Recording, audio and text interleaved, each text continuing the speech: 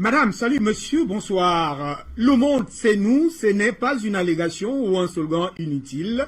C'est que le monde est obligatoire désormais. C'est pas la voix de Washington, de Berlin, de Londres qui vont continuer de dicter leurs lois au monde. C'est pour cela que ce dimanche, nous allons dérouler, ou nous déroulons déjà avec vous, la problématique de l'action, tout au moins de l'intervention des médias, surtout des médias occidentaux en Afrique et les ONG. Maître Javier Momo, bonsoir et bienvenue. Bonsoir monsieur Toundi, je pense que vous avez présenté déjà votre panel dans votre brillante introduction. Un bonsoir à tous les téléspectateurs d'Afrique Média, ceux qui nous regardent depuis plus d'une décennie. Nous sommes en train de faire ensemble le bilan de cette entreprise qui a constitué à désier les yeux des Africains et à asseoir dans le cerveau des Africains une base importante, une base solide pour pouvoir revendiquer ce qui nous est cher, c'est-à-dire les droits des Africains. Je pense, M. Hubert Toundi, que le moment est venu pour nous de faire un petit bilan, parce que ce qui se passe au Mali, ce qui se passe en République centrafricaine, nous font comprendre à un moment donné que ce combat n'a pas été vain, pour ne citer que les cas de la Centrafrique et de la République du Mali. Alors France 24 et RFI, c'est pas nouveau, c'est seulement parce que le travail qu'Afrique Média a abattu est en train de produire les fruits, c'est-à-dire qu'on regarde maintenant et on voit clair. Les Africains ont appris à regarder, à voir, à distinguer l'information vraie de l'information fausse, à distinguer ce qui est palpable de ce qu'on racontait sur le plan philosophique ou métaphysique, de ce que on colportait dans la tête des Africains en leur faisant croire aux mensonges alors que la vérité était toute de côté. Merci. Merci de votre disponibilité. On va regarder aujourd'hui avec vous le droit des médias. On va essayer.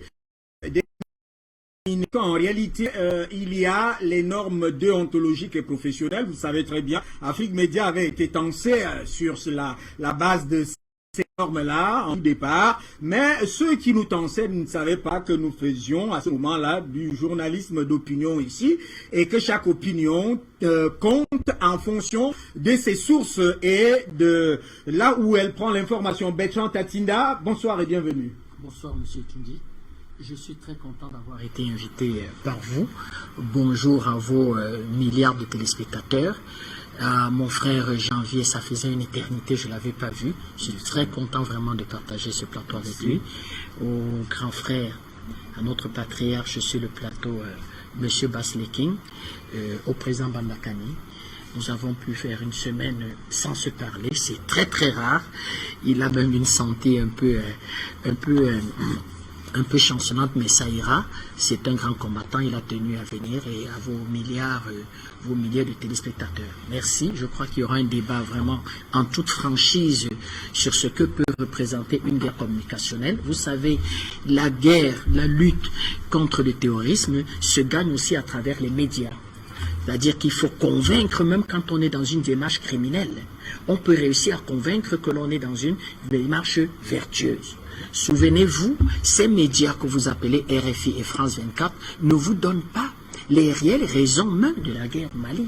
Ils vous expliquent jamais que des intérêts financiers, des lobbies politiques, des intérêts économiques ont décidé à l'intérieur des frontières naturelles reconnues du Mali d'y installer un État. Ils ne vous expliquent pas que c'est le fait, à travers le Qatar, d'avoir livré 400 000 tonnes d'armement aux djihadistes qui a créé une forme de déséquilibre en termes de rapport de force dans le Sahel, de façon que des mercenaires se sont retrouvés avec des armes à la main.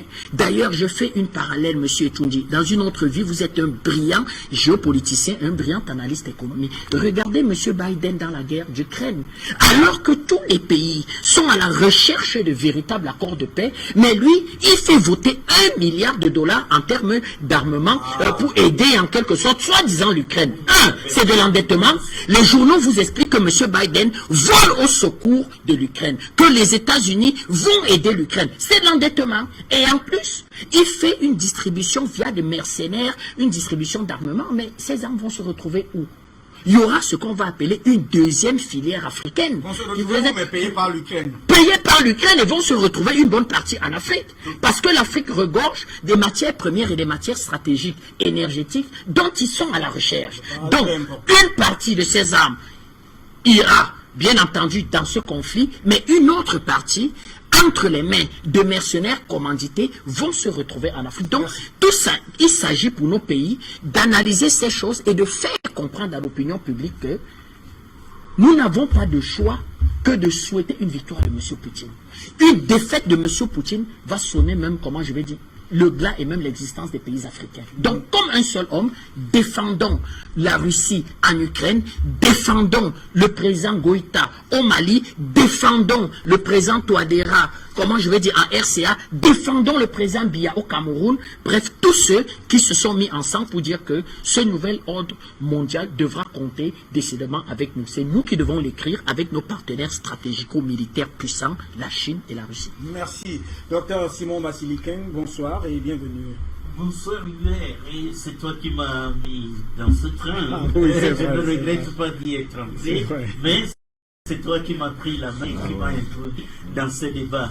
Alors, vraiment, je suis heureux d'être là aujourd'hui. Je ne cache pas mon plaisir, parce que quand je suis entouré de jeunes gens dynamiques, qui savent réfléchir, qui savent que l'avenir de l'Afrique est en Afrique et nulle autre part ailleurs dans le monde, qui savent que les médias français et plus généralement occidentaux ne nous disent pas ce qui est, mais nous disent ce qu'ils souhaitent que nous devenions, c'est-à-dire que nous allions de mal en pis. C'est-à-dire que l'Occident libéral à l'extrême, le libéralisme, Hubert, on l'oublie souvent, c'est le droit du plus fort, le plus intelligent, le plus malin, le plus mafieux, le plus brutal. Eh bien, il occupe les autres, il les exploite. Et nous savons tous que si la France est en train de pratiquement mourir pour le Mali, c'est pour une seule raison, c'est que le sous-sol malien est immensément riche, et riche d'une denrée qui va devenir de plus en plus rare. Parce que sous le sous-sol malien, on trouve suffisamment d'eau potable, d'eau douce, capable d'alimenter l'humanité en un siècle. Alors, au lieu de s'asseoir, dire aux Maliens, négocions ensemble comment nous pouvons exploiter ce bien que Dieu a mis à la disposition de l'humanité, eh bien non. Ils divisent le Mali en deux pour mieux tromper ceux qui se seront fait fourvoyer, afin de pouvoir arracher ces biens aux jeunes gens du Mali qui, eux, à l'avenir du Mali et à l'avenir du Cameroun. Donc, merci encore de m'avoir invité. Vraiment, c'est l'occasion pour les Africains de s'ouvrir les oreilles, de se dessiller les yeux, comme a dit mon fils Bertrand.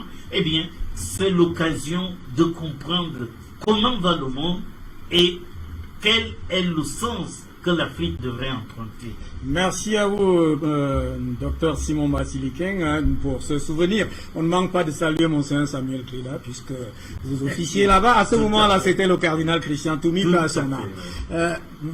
Président Vandakani, bonsoir et bienvenue. Bonsoir Hubert et tous mes souvenirs pionniers à votre endroit. Merci. Je salue toute la communauté de panélistes que tu as déjà présenté. Je salue le doyen Bassiliquin, mon ami Janvier Momo, mon frère et compagnon de combat Bertrand Tassinda. Et je salue tous ceux qui sont attachés à cette émission depuis des années. C'est devenu une communauté historique maintenant.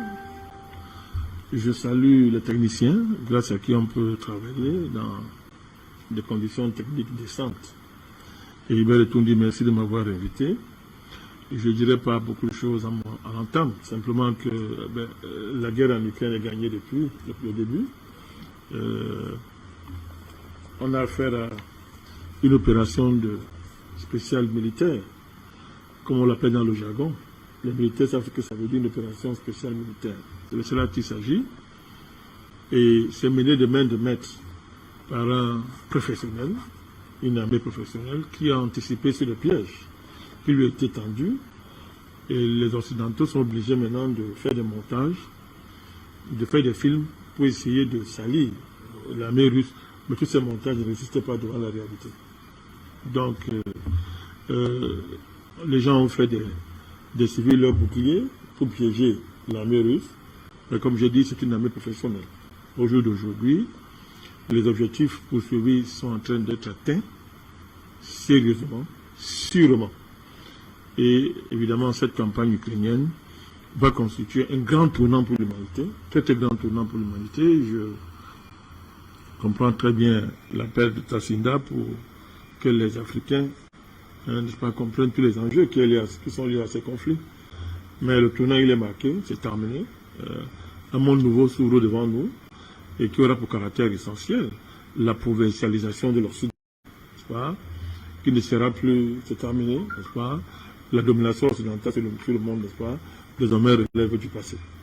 C'est un grand tournant géopolitique pour le monde.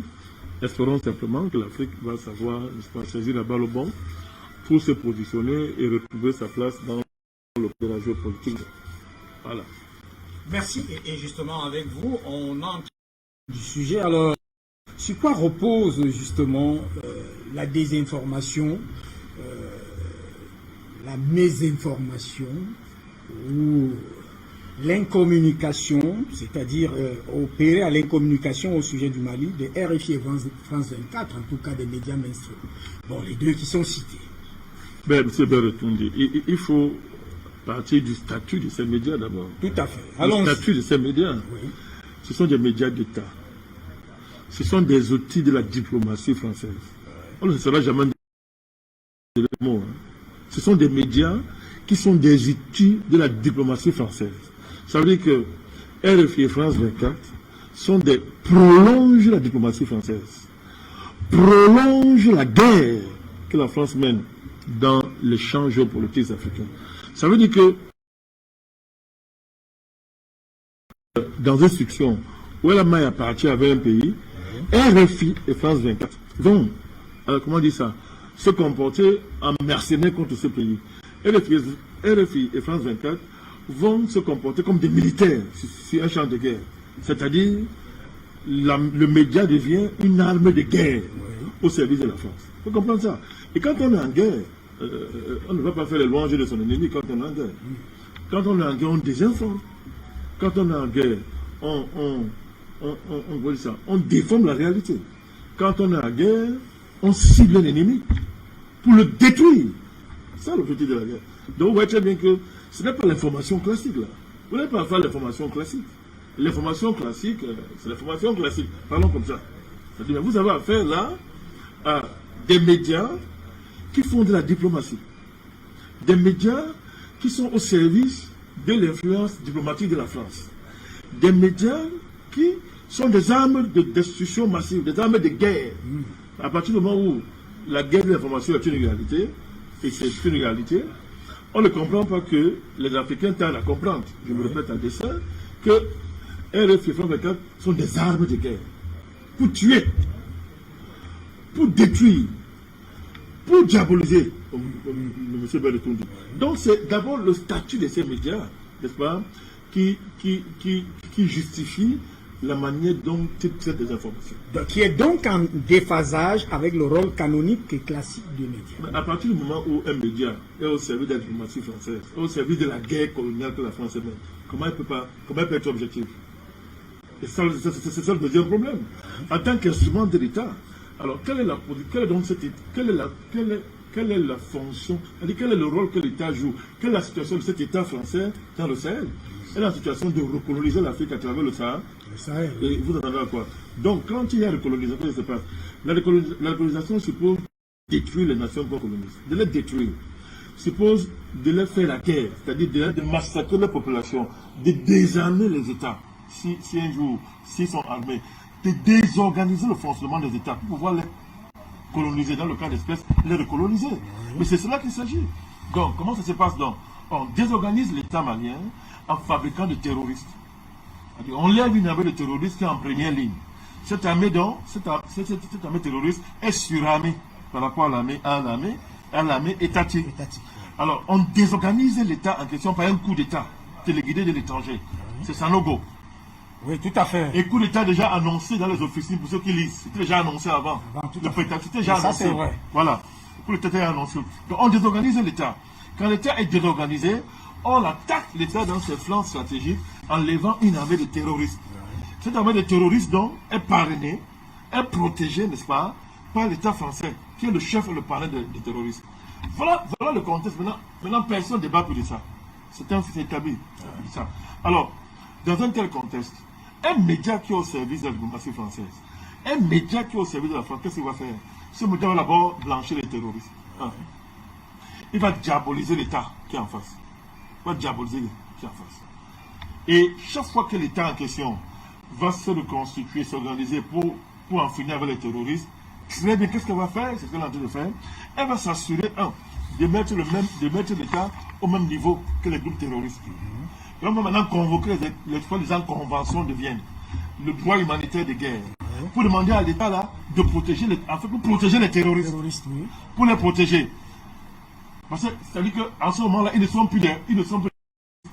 sont des cibles de guerre. On les confond à la population civile. Vous comprenez? Voilà. Et on va donc dire que la même alliée a tué des centaines de civils.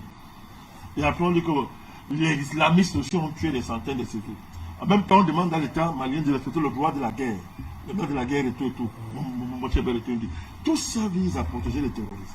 On va donc faire des allégations. Comme le rapport de Human Rights Watch. Tout à fait. On fait des allégations. On dit qu'il y a 320 000 personnes déplacées. Dans la tête de Human Rights Watch, évidemment. Dans ta tête. On fait des allégations. On dit que non, on a téléphoné à tel témoin. On a téléphoné à tel témoin, il était à tel endroit. On a parlé avec lui. Nous obligeant à croire que celui-là c'est un témoin. C'est-à-dire que Human Rights choisit ses témoins. Il parle avec eux. Et ce que les témoins là disent, c'est la vérité. C'est la vérité. Et nous, on doit croire ça. Le rapport. Voilà comment ça fonctionne. C'est écrit, j'étais devant moi ici. Voilà ce qu'ils disent. C'est-à-dire qu'ils choisissent leurs témoins à eux. C'est-à-dire qu'ils choisissent leurs témoins à eux. Personne n'est au courant. Ils font le choix.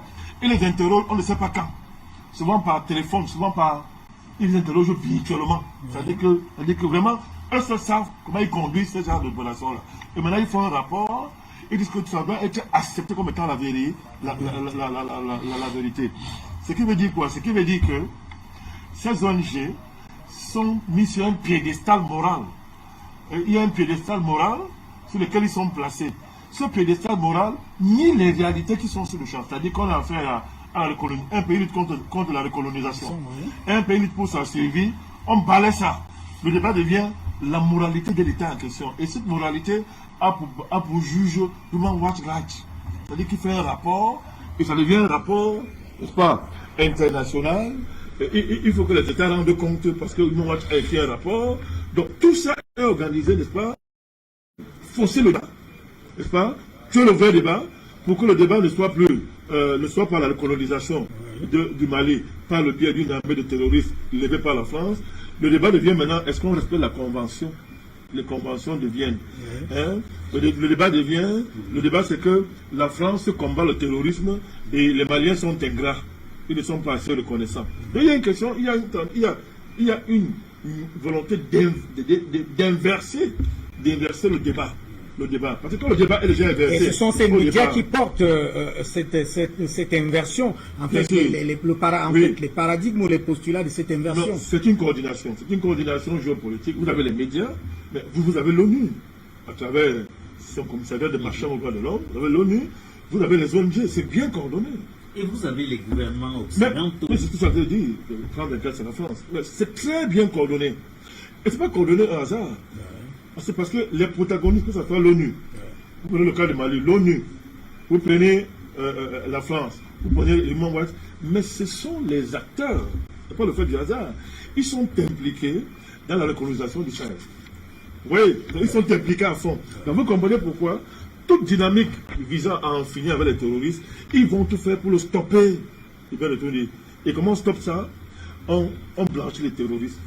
On dit qu'il y a les conventions de Vienne qui sont violées. On emploie le débat. Or, quand ils les violent, personne ne parle. Et ils passent le temps à les violer, personne ne parle. Les Français tuent les supposés terroristes. C'est-à-dire que quelqu'un a un couteau. On dit qu'il a voulu tuer quelqu'un. Mais on la bat, sans le juger. Vous voyez, à ce moment-là, il y a pas de convention de bien, hein. Mais quand c'est l'Afrique, on impose aux dirigeants le respect total des conventions.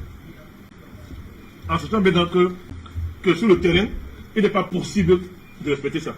Impossible. Donc c'est pour dire quoi? C'est pour dire qu'il y a un piège qui est là, que le Mali a bien compris. Il faut frapper RFI France 24 pour désorganiser l'adversaire. Merci. Alors, Maître Javier Momo, entrons quand même, parce que là, il y a d'un côté, on brandit le droit humanitaire, de l'autre côté, pratiquement ce qui, pour nous, est reconnu, c'est le respect des normes déontologiques et professionnelles du métier. Le média n'est pas un instrument de la propagande de la guerre. Il y a des éléments fondamentaux que le média doit respecter dans le traitement de l'information, tel que le président Bandakani vient de le dire. Tout cela n'est plus respecté du tout. Alors, je pense que s'interroger sur le mode de fonctionnement des médias occidentaux, c'est entrer de plein pied dans la grande forêt du mensonge politique, du mensonge économique et même du mensonge géopolitique. La première remarque, ce qu'il faut savoir, c'est que ces deux médias, pour ne citer que RFI et France 24, ce sont le relais, c'est-à-dire c'est le haut-parleur de la politique étrangère de la France, toutes couleurs confondues, c'est-à-dire au propre comme au figuré. C'est-à-dire, si je vais me résumer, c'est que ce sont des médias de l'impérialisme, exactement comme les armes de l'impérialisme. Vous savez, l'impérialisme a utilisé non seulement les armes à feu, mais aussi et surtout les armes communicationnelles. Donc, RFI et France 24 continuent à demeurer le reflet de ces armes, de ce bras séculier communicationnel de l'impérialisme. Et vous savez, l'Afrique jusqu'aujourd'hui, pour eux, demeure un dehors d'eux. C'est l'Occident qui se met au devant à l'international pour parler de l'Afrique. Même aux Nations Unies, où on passe de par sa définition qu'elle est, que les Nations Unies sont le conglomérat, sont la réunion de tous les États indépendants de la planète. Mais au moment où l'Afrique a besoin d'exprimer son point de vue, c'est toujours l'Occident. Et quand on parle de l'Occident, très souvent c'est la France et la Grande-Bretagne qui sont au devant. Voilà. Donc, leurs médias sont le reflet de cette politique de domination. Et dans la politique de domination, il y a ce qu'on appelle le mensonge. C'est-à-dire, monsieur tout dit, on transforme le mensonge en vérité et on rend la vérité mensonge. Vous l'avez vu en Côte d'Ivoire, comment, avec l'aide des médias, on a pu transformer un mensonge en vérité et une vérité en mensonge. Lorsque nous revenons en 2010 au niveau de la Côte d'Ivoire. Quand vous allez au Mali, l'on vous fait savoir, RFI et France 24 vous font savoir, et là c'est la goutte d'eau qui a débordé le vase, que les forces armées maliennes, accompagnées de certaines forces constituées des pays militaires qui ne sont pas maliens, et de la couleur pawine, c'est-à-dire la peau qui n'est pas africaine, et dont ils ne parlent pas français, sont en train de commettre des exactions sur les populations. Alors, vous voyez que non seulement ces médias propagent le mensonge à profusion, mais aussi et surtout constituent un véritable danger. Parce que le but, c'est de chercher à provoquer la ire des populations contre leur propre armée. Alors que cette armée est en train d'engager, cette armée a engagé un combat de liberté, un combat d'indépendance et un combat pour la souveraineté du pays, un combat enfin pour la sauvegarde des biens du pays qui sont en train d'être spoliés par celui-là qui est venu et qui vous a dit, avec le renfort de ces médias, M. Hubert Toundi, qu'ils étaient en train de combattre l'ennemi de la République. Nous nous sommes posés un certain nombre de questions. Alors, quand a fini son quinquennat par une visite au Mali, Macron a commencé le sien par une visite au Mali. Nous nous sommes posé la question, qu'est-ce qu'il y a au Mali? Pourquoi tant d'intérêt pour la France au Mali? Vous pouvez répondre, parce que c'est ça le fond de l'affaire. Mais le fond de l'affaire, c'est que le Mali, c'est le marigot à papa. C'est-à-dire, la France va au Mali pour puiser l'eau nécessaire. Quand je dis l'eau, ce n'est pas H2O, monsieur. Quand je dis Il y a l'eau, de l'eau sous le sol. mais oui, encore qu'à ce niveau, mais c'est une richesse qu'on n'a pas encore commencé à exploiter. La plus grande richesse, docteur Bassilican le disait. Donc, le Mali, la France y est parce que le Mali constitue le marigot de papa. Oui, ils viennent puiser à profusion. Ce marigot, M. Ibrahim Toundi, est bondé d'uranium, est bondé d'or, est bondé de diamants, est bondé de cobalt, est bondé encore d'une ressource éolienne qu'on appelle les rayons ultraviolets. Vous savez, avec la chaleur, avec le soleil, qui n'a pas d'obstacle pour atteindre le socle terrestre, ce soleil constitue une source d'énergie. Donc, RFI et France 24 ne sont pas les nouveaux venus. Ils ont toujours et toujours accompagné l'impérialisme français, le colonialisme français, le néocolonialisme français, le vol, le pillage des ressources. Ils vous disent que le Mali est un pays pauvre. Ils vous présentent toujours le Mali comme étant l'un des pays les plus pauvres de la planète. Tout à fait. Alors qu'en réalité, leur richesse est basée sur... Leur richesse, eux, en France, en Occident, est basée sur... vient du vol perpétré sur le sol africain, perpétré sur le sol malien. Donc, M. Hubert Toundi, à ce niveau, eux, ils ne sont pas RFI et France 24 ne font pas, ils sont pas une communication. Non. Ils accompagnent les visions géopolitiques de l'Occident.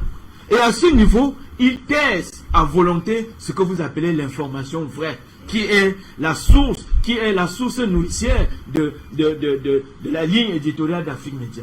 Eux, ils mettent cela de côté. Ce qui les intéresse, c'est la manipulation des masses à travers des informations tronquées. Très souvent, ils partent d'un palpable, c'est-à-dire de ce que tout le monde, les yeux du commun des mortels regardent. Mais après, au-delà, on vous tisse un tissu de mensonges qu'on vous fait gober à longueur de journée, à longueur d'année, à longueur de dizaines d'années et bientôt à longueur de siècles. Donc, France 24 et RFI accompagnent l'impérialisme occidental au niveau du Mali. Fort heureusement, vous avez l'actuel gouvernement, Assimi Goïta et les autres. Mais ils ont compris, parce que c'est là où ils nous font confiance, M. Hubert Toundi, parce que c'est quand même une grande première. J'ai dit c'est une grande première, on en a eu en Afrique, mais pas à cette envergure. C'est à ce niveau que c'est là. Nous disons merci à ces autorités qui regardent et voient.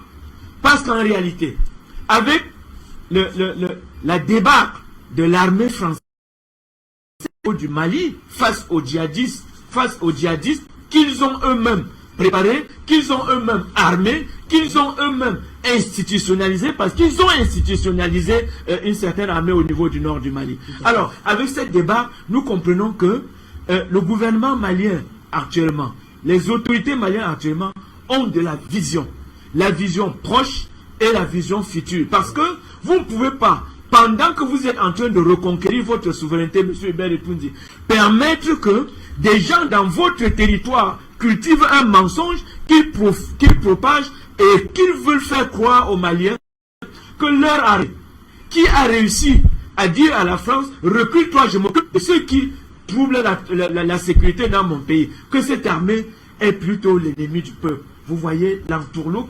Et ils l'ont fait dans plusieurs États en Afrique, où à un moment donné, nous avons pensé que notre armée était contre nous, alors qu'en réalité, ils sont dans un combat de souveraineté. Monsieur Hubert Toundi, un petit parallèle avec ce qui se passe en Ukraine. Allons-y. Alors, ils vous font savoir, jusqu'à ce que le président Poutine ne fasse une sortie magistrale avant-hier, devant des millions et des millions de téléspectateurs, mais on vous a fait savoir que l'opinion publique russe est contre la présence militaire russe en Ukraine. Mais ils vous le chantent. Et ceux qui, sur le plan de droit, et là je reviens à vos préoccupations de départ, ceux qui nous disent qu'ils appliquent les canons juridiques de la communication, ce sont eux-mêmes qui violent un autre gros mensonge. Et Poutine a raison de les appeler l'empire du mensonge. Donc, avant ce meeting, nous croyons, les naïfs croyaient à un moment donné que la campagne militaire russe en Ukraine était en réalité une décision des proches de M. Vladimir Poutine et que la Russie n'avait aucun intérêt. Or, il s'agit dans cette opération de dire à un voisin que mais arrête d'élever des serpents venimeux au chevet de ma porte. Tout à fait. Arrête d'élever des serpents venimeux au chevet de ma porte.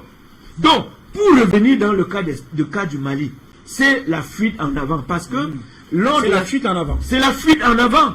Parce que je pense à un moment donné qu'Assimi Goïta et les autres ont compris ce qu'il faut faire pour libérer le Mali. Il faut libérer le Mali, M. Hubert Etunji, sur le plan du territoire. Vous savez, l'État s'est défini par 3 éléments constitutifs: un territoire, un gouvernement et une population. Alors, ces 3 éléments fondamentaux étaient en train d'être spoliés au niveau du Mali. On vous a dit au Mali que le pouvoir central de Bamako n'avait plus de contrôle sur les 3 quarts du territoire. Quand vous n'avez pas le contrôle sur 3 quarts du territoire, oui. Quand vous n'avez pas le contrôle sur 3 quarts du territoire, cela veut dire que le territoire lui-même est en train de disparaître. Donc, RFI et France 24 sont morts. Et le trésor public français leur donne suffisamment de l'argent. Mais M. Toundé, c'est de l'argent que vous aussi, à Afrique Média, vous avez refusé de prendre. C'est la raison pour laquelle eux, ils vous regardent comme un média russe, comme un média pro-russe qui fait la propagande de la Russie. Mais dites-leur que vous faites la propagande de la vérité parce que vous touchez du doigt la chose. Donc, France 24 et RFI, suspendus par Assimi Goïta au Mali, nous disons que Assimi Goïta et le gouvernement sont en train de poser des véritables actes de souveraineté, parce que la souveraineté n'est pas un principe métaphysique. Lorsqu'on est souverain, il y a des éléments sur lesquels la souveraineté d'un pays se fonde. La maîtrise de l'information et la maîtrise de ce qui se passe sur le territoire. Pendant la guerre du Golfe, mais aux États-Unis, toutes les chaînes de télévision étaient interdites, il n'y avait que CNN. Pourquoi? Parce qu'ils avaient peur que des médias privés incontrôlés puissent commettre l'erreur de diffuser ce qu'ils ne veulent pas qu'on diffuse. Donc, M. Assimi Goïta et les autres, ils sont dans des positions de protéger leur pays sur tous les angles, sur tous les aspects, et surtout l'aspect communicationnel, parce que c'est à tort qu'on parle des médias comme le 4e pouvoir, M. Etunji. C'est le premier pouvoir. Merci. Alors, Dr Simon Massilikin, il y a quand même dans les communications, après la suspension, le chassement, c'est ce que disent les enfants, de RFI et France 24 au Mali, il y a une expression qui revient de communication. La junte militaire a chassé RFI et France 24.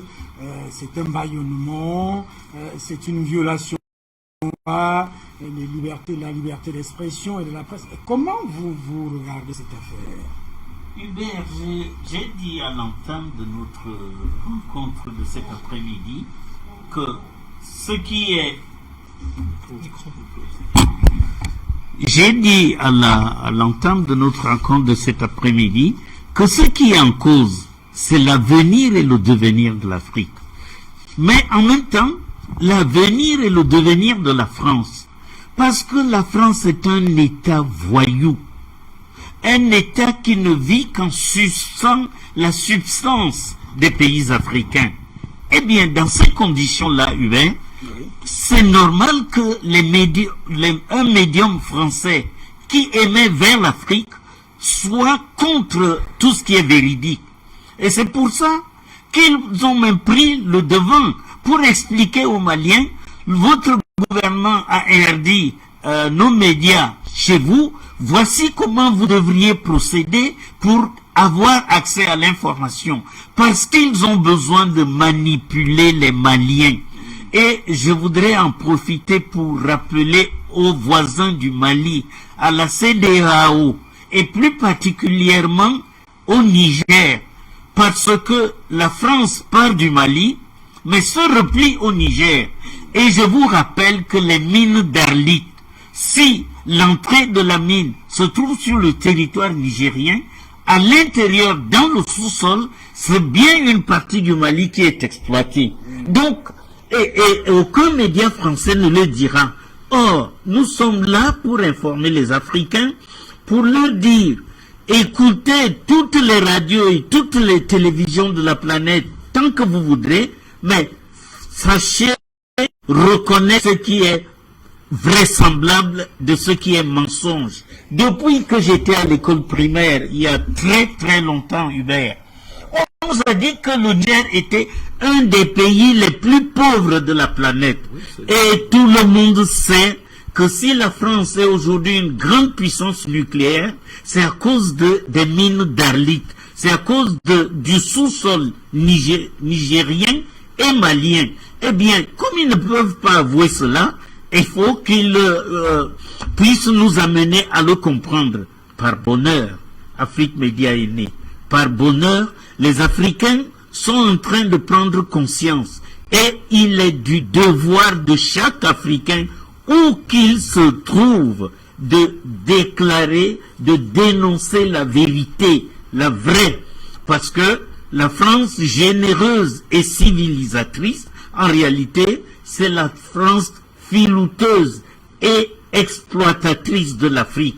La France, et ce n'est pas moi qui le dis, ce sont les anciens présidents français de M. Chirac, M. Sarkozy et M. Hollande qui disent si la France perdait le franc CFA, c'est-à-dire l'Afrique, eh bien, elle dégringolerait, de 50 rangs dans le classement actuel, parce qu'elle est 5e puissance économique mondiale, eh bien, vous allez voir où elle va se retrouver. Et c'est pour ça que j'ai souvent dit ici que nous sommes en guerre contre l'Occident. Et pour gagner la guerre, on a besoin d'une stratégie et puis des alliés.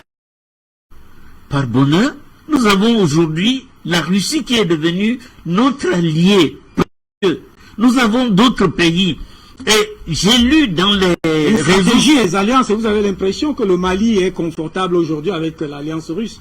Absolument, absolument, même plus, sans aller jusqu'au Mali, vous voyez la République centrafricaine ici, hein, les troubles ont commencé et n'ont fait que s'amplifier jusqu'au jour où le président Touadéra a demandé aux Russes de venir l'aider et on a vu le changement. Il fut, pendant longtemps, il n'y avait même plus des camions qui pouvaient partir du port de Douala qui alimente l'économie centrafricaine de traverser, d'entrer au pays. Eh bien, nous devons donc savoir que nous sommes en guerre. Et une guerre, c'est une stratégie telle que celle que l'équipe du colonel Goïta a mise en place. Il faut des alliances. Vous ne gagnez jamais une guerre tout seul. La preuve, vous voyez comment l'Ukraine, aujourd'hui, il y a des masses et des masses d'armes qui sont déversées sur l'Ukraine. Et RFI et il me souvient, hein, je ne sais pas si vous vous en souvenez, quand l'Iran a été saccagé, RFI était de ces médias qui disaient ce sont des frappes chirurgicales. C'est-à-dire que la bombe n'atteint que le combattant. Même s'il y a un civil à côté de lui, la bombe ne l'atteint pas. Voyez des gros mensonges comme ça qu'ils ont pu proférer. Eh bien, grâce à Afrique Média, Hubert, je veux dire grâce à nos modestes personnes, eh bien, la vérité finira par triompher. Ça, c'est l'ancien président du Cameroun qui disait, la vérité finit toujours par triompher. Monsieur Amadou Ahidjo. Il a dit beaucoup de bêtises, mais ça, c'était une bonne pensée. Merci. Alors, Bertrand Katinda, là, nous sommes au cœur de l'empire du mensonge d'Ixit Vladimir Poutine.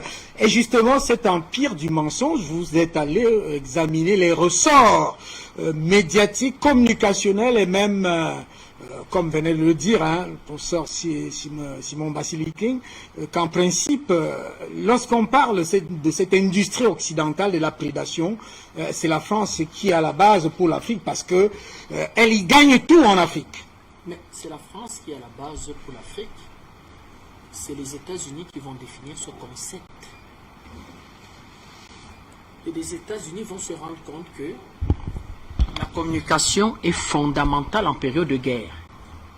Et vous avez des stratèges américains qui estiment que s'ils ont perdu la guerre au Vietnam, c'est parce qu'ils n'ont pas maîtrisé tous les canaux de communication. Ce concept aux États-Unis s'appelle la communication stratégique. Ils estiment qu'en période de guerre, il faut une communication stratégique. Et la communication stratégique doit être portée par les militaires. Et doivent être imposée au gouvernement. Ça avait été exactement la stratégie américaine pour justifier ce qu'on va appeler la deuxième guerre du Golfe. La deuxième guerre du Golfe se passe quand? Quand arrive au pouvoir ce qu'on appelle les faucons. Condoleezza Rice, Donald Rumsfeld, Wolfowitz. Monsieur Zolkovic, Collins Powell, Le fameux général. Bush fils, j'ai oublié le nom du directeur de la CIA de cette époque, George Tenet. George Tenet. Voilà des faucons qui vont dire au président Bush fils que nous allons concevoir une communication stratégique à partir de l'armée. Et nous allons vendre le mensonge. Le fake news va devenir la vérité étatique. Ouais. On estime que c'est eux qui sont les pères des fake news. News. Ils vont réussir à aller dans les archives de la bibliothèque de la CIA. Un document qui parlait du monsieur Saddam Hussein s'était servi en uranium au Niger.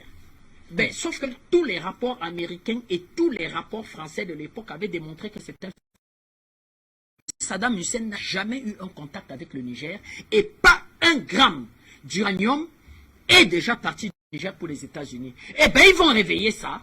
Ils vont argumenter ça, ils vont en faire des rapports, ils vont le vendre à l'opinion publique américaine justement pour justifier la guerre. Et RFI va accompagner cette information. En France, au point où les peuples européens, même les peuples africains, vont être convaincus que M. Saddam Hussein, en voulant contourner les sanctions, s'est retourné vers le Niger pour s'accaparer de l'uranium et préparer la bombe atomique. Vous voyez ce qu'ils appellent communication stratégique? La communication stratégique n'est même pas seulement dans le domaine de la guerre. La communication stratégique va même dans le domaine du sport.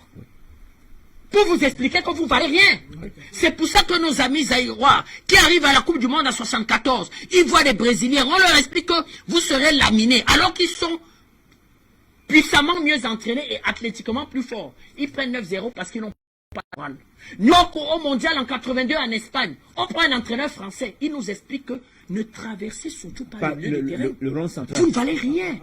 Mais quand Maradona prendra le ballon, quand ces Européens parlent aussi, mais vous prendrez 15 buts à 0. Moi, je tiens mon image. Donc, s'ils vous donnent 4-0, 5-0, acceptez. Vous valez 4-0, 5-0. Et nous, tout petits, Janvier Momo, on avait des talents pour peut-être gagner cette Coupe du Monde. Oui. Parce qu'en dépit de ça, on va sortir de cette Coupe du Monde où on fera un match nul avec le pays qui va gagner la Coupe du Monde, c'est-à-dire l'Italie. Et chaque fois qu'on va essayer d'attaquer, quand on a essayé d'attaquer contre l'Italie, mais on va égaliser 1 minute après avoir encaissé le but. Et résultat des courses, on va se rendre compte que cette communication stratégique va dans relativement tous les domaines. De quoi il s'agit ici? Il s'agit du fait que France 24 et RFI, comme par hasard, ont repris la même information le même jour. On reprit cette même information le même jour en pleine guerre du Golfe. On peut donc dire que ça n'est les trois raisons. Le calorien, je suis censé blanc. Nous l'avons dit depuis. Nous avons expliqué depuis que ne rêvez rien gagner sur le plan mondial tant que vous faites appel à des sorciers qui ne peuvent pas et qui ne vous comprennent pas. Vous savez que discuter avec un joueur africain, c'est discuter même d'abord sur le plan psychologique même, de le comprendre même d'abord dans l'essence même familiale. Voilà, on y reviendra là-dessus. Il s'agit de quoi? Il s'agit de fait que RFI et France 24 expliquent que l'armée malienne a commis des exactions terribles sur les civils et que depuis le mois de décembre, on en est à 100 de morts sur les civils. Première des choses, je constate que cette communication-là ne s'adresse pas seulement à l'armée malienne. Toutes les armées africaines qui se battent et qui luttent contre le terrorisme ont ce genre d'accusation. Première des choses, on peut se poser la question, M. Hubert Etundi, pourquoi? Le résultat est que la première des choses, c'est pour vous donner l'impression que vous n'avez pas d'armée disciplinée. Ouais. Que vos armées se disciplinent quand elles sont sous commandement français et européen. Donc vous avez des armées qui peuvent être considérées comme des armées qui ont un minimum de valeur éthique, un minimum de morale. La condition est qu'ils soient sous commandement européen. À partir du moment où ces armées sont sous commandement autonome, mieux, arrivent à engranger des victoires, et bien ces victoires sont accompagnées de massacres. Vous tuez Donc vous ne pouvez pas décimer vos propres populations au prix d'une victoire sur le djihadisme. Mais paradoxalement, pendant 8 ans, Barkhane a été là, on n'a eu que des milliers de morts. Ça, monsieur Tchoundi, c'est parce que vous êtes un grand journaliste. Mais en Europe, on explique que Barkhane a engrangé des victoires. Monsieur Macron ne vous dit pas tous les jours que monsieur n'avait pas été là, le Mali n'existerait plus. Monsieur Macron vous explique que c'est nous avons été là à l'appel des Maliens. Or, il a fallu que le Premier ministre, le docteur Choguet, explique que nous leur avons demandé le renseignement. Le renseignement. C'est-à-dire que, et non la présence militaire. Et un matin, ils vont débarquer avec 4000 militaires. Et M. Macron explique que non seulement vous nous avez appelés, mais en plus, nous avons consolidé l'État. Mais que c'est vous qui êtes feignants. Parce qu'à chaque fois qu'on engrangeait des victoires, à chaque fois qu'on vous offrait un territoire libéré, vous n'aviez pas les capacités d'installer l'État. Parce que vous êtes corrompus, parce que vous avez le mauvais militaire, parce que vous massacrez les civils, et les djihadistes revenaient, et les populations, même à un moment donné, soutenaient le djihadisme. Donc, votre seul salut, c'est notre présence. Votre seul salut, c'est nos armées. Donc, c'est nos armées qui ont la morale, c'est nos armées qui ont l'éthique, c'est nos armées qui peuvent former vos hommes, et qui peuvent vous permettre d'engranger dans un minimum d'éthique des victoires. Mais c'est tout sens, lorsqu'on reste sur les faits qui sont sacrés pour nous, en communication et les commentaires libres, parce qu'Emmanuel Macron peut vociférer ses commentaires. Je suis désolé de parler ici, puisqu'il ne vivait pas en 2012, lorsque nous avons dénoncé vraiment le coup d'État fabriqué, comme le disait le président Mandakani tout à l'heure, de Amadou Sanogo. Il n'existait pas, et que progressivement on a averti aux Maliens que ça c'est le danger qui est entré dans la maison. Nous sommes arrivés pratiquement à un territoire divisé en deux, et c'est Barkhane qui était là. Ce sont des faits et ce ne sont pas des commentaires. Mais ce sont effectivement des faits. J'ai pris cet exemple-là pour vous expliquer que cette communication stratégique adressée aux peuples européens et adressée aux peuples africains arrive à semer le doute dans l'esprit des gens qui ne sont pas évolués. Et c'est pour ça qu'on suspend. Et le président Banda avait posé une problématique fondamentale ici dimanche dernier. Nos enfants ne peuvent pas continuer à être élevés à la propagande des bandits comme RFI et de France 24. Monsieur Hubert Etunji, excusez-moi.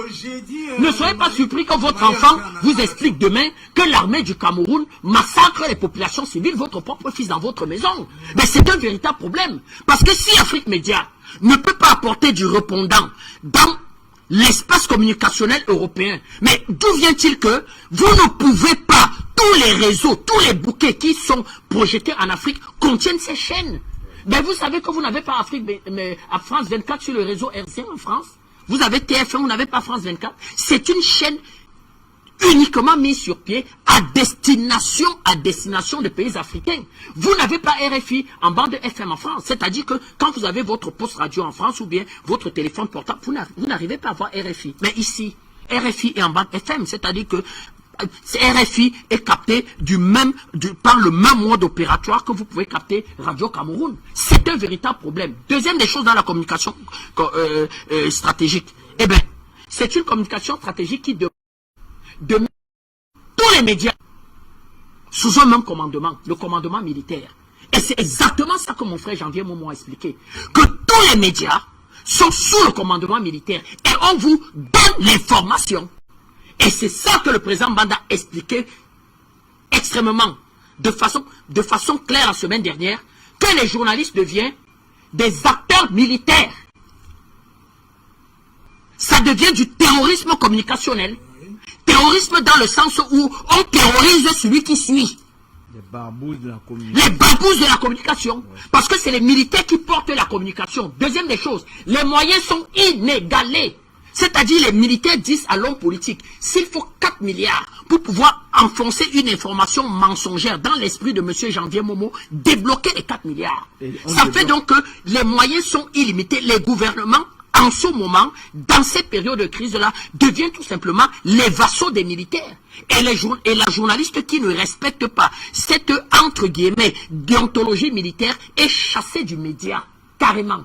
Et qui sont les propriétaires même de ces médias? Au-delà d'être la France, ce sont des hommes d'affaires. Et les militaires expliquent à ces hommes d'affaires que nous défendons vos affaires.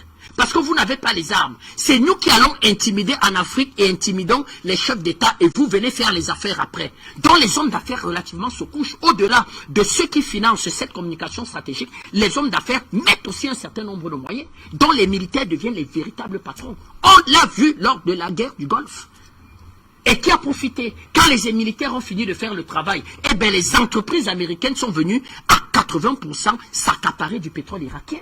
On l'a vu dans le cas de la Côte d'Ivoire. C'est un média français, à partir d'un coup de téléphone de l'ambassadeur de France, commandé par le chef d'état-major de l'opération française qui était en Côte d'Ivoire, ça s'appelait comme la licorne, qui lui dit, nous venons d'arrêter le président Gbagbo. Monsieur Simon, qui était ambassadeur, appelle Paris, Paris appelle LCI, LCI dit, monsieur Gbagbo vient d'être arrêté par les forces françaises. Il se rend compte de la bévue.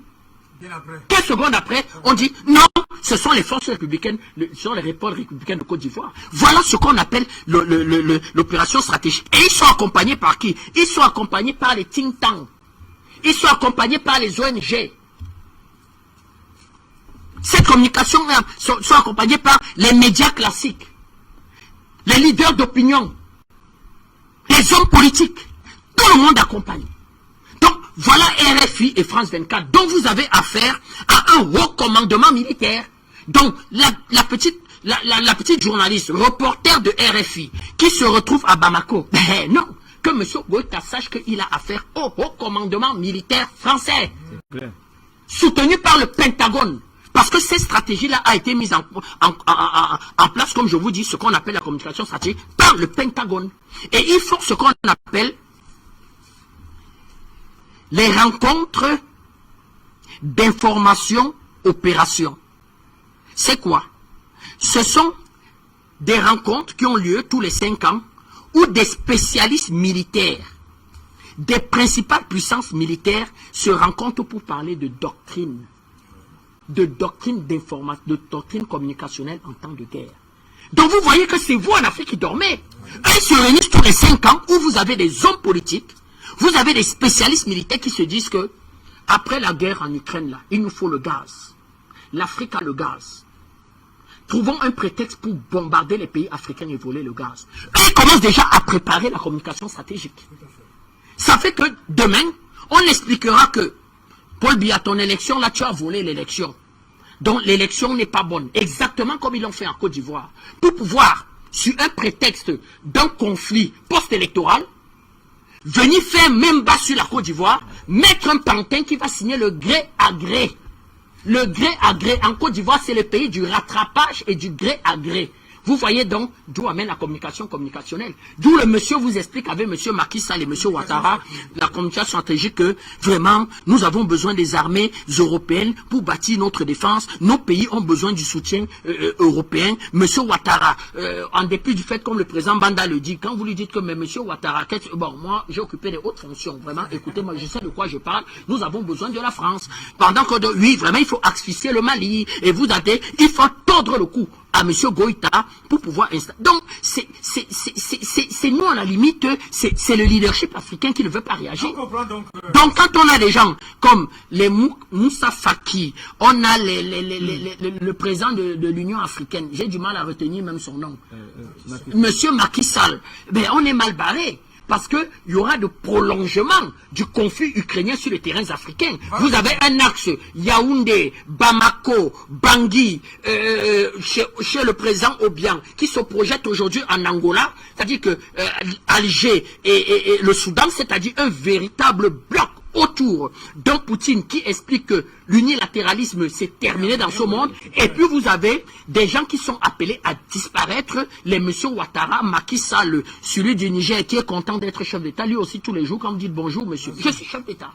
Vous dites même monsieur Bazou, je suis chef d'État. Il se découvre chef d'État. Donc vous avez ces gens-là qui sont pratiquement appelés à disparaître. Donc préparez déjà aussi votre communication stratégique. Nous à l'Afrique Média, on va préparer cette communication stratégique. Africains expliquer que dorénavant, voilà comment il faut penser et voilà comment il faut voir les conflits. Merci. Mais moi, je ne veux pas dire que je suis modérateur. Je vous préfère même analyse politique.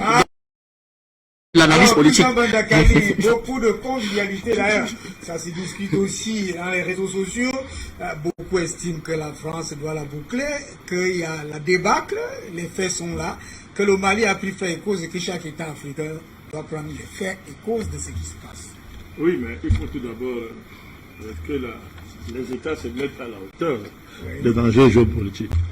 Vous parlez à la géopolitique criminelle, et votre réponse est comme si vous avez affaire à la géopolitique philanthropique. Les États africains se comportent comme s'il y avait en face des philanthropes. L'idée de l'aide a tellement corrompu les États africains qui pensent que quand ils ont affaire à des rapports géopolitiques, des rapports de guerre, c'est de la philanthropie. Mais il faut déjà que les États africains s'outillent, à créer des outils pour déjà analyser la géopolitique mondiale de façon élémentaire. Et deuxièmement, se mettre à niveau. Et à ce niveau-là, il y a un grand travail à faire. Il y a un grand travail à faire. L'État malien a compris ça, mais il y a beaucoup d'États africains qui ne l'ont pas encore compris. Parce que ce sont des sous-États français. La France fait tout pour eux. La France fait tout pour eux. La France pense à leur place, fait la guerre à leur place, fait la diplomatie à leur place. Et du coup, ils n'ont jamais eu à se comporter comme de vrais États souverains, capables de penser pour leur propre compte. Deuxièmement, il y a tout à l'heure on a parlé du statut des médias, les companélistes ont chacun magistralement bien insisté sur ça. Moi je voudrais parler des statuts avant de conclure de l'ONG. C'est-à-dire de l'ONG. Human Watch, Amnesty International, il faut s'interroger sur les statuts. Vous ne voyez pas qu'on a réussi à aller pour